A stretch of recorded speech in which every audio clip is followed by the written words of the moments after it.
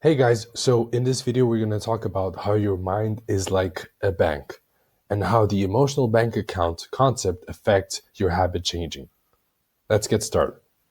So first, I have to mention that the concept of emotional bank account comes from one of the first books, actually the first book that I read as a developing adult, which is called The 7 Habits of Highly Successful Teens.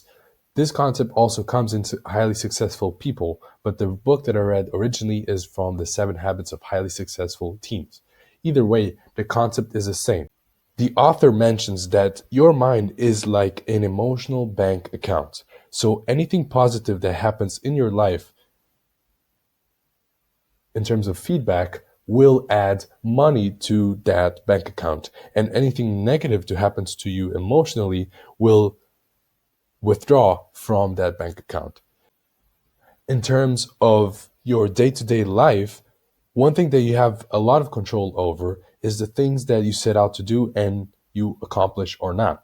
So one thing that is very important is that to make sure that you deposit the most amount of money and withdraw the least amount of money possible, you need to set achievable goals that you achieve almost every single time.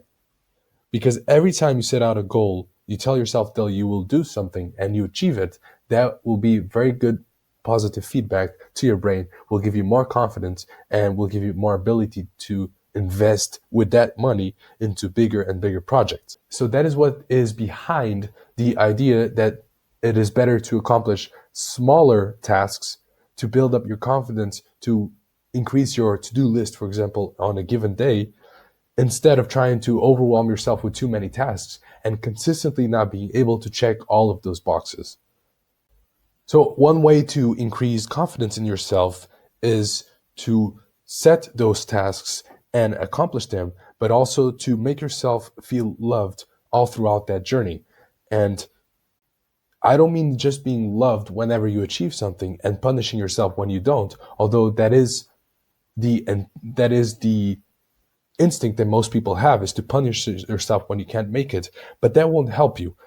Punishing yourself for not achieving something will not incentivize you to try it again, and would actually create a negative feedback loop that a lot of times you can't get out of. The only way to fix this is to say you love yourself when you don't achieve something, and then to go back to your original plan, simplify it, make it smaller, make it more consumable, and then try again.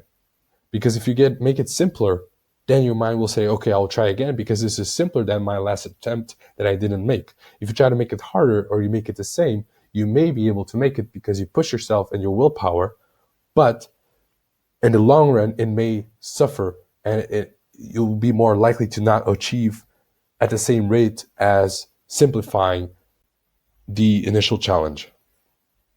Of course, if you are very good already at setting tasks or setting goals for yourself and achieving them, you will have no problem loving yourself and making sure that you reward yourself with something.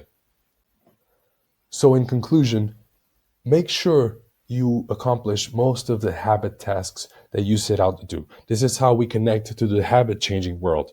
If you're trying to exercise every day for 1 hour, don't start trying to exercise 1 hour per day. That will be a disaster. Or maybe you'll make it, but you'll burn out very easily. Or if you have a lot of willpower, you'll make it, but then you don't even need this guidance. This is for people that are just trying to start out. You can't go from A to B when A is 0 and B is a super hard goal to accomplish. You need to start small and build up from there to build up your confidence, build up your brain power, build up your wealth in your side of your brain, and build up your ability to achieve bigger and better things. So for example, if you're trying to exercise 1 hour per day, start your 30-day challenge with 5 minutes per day.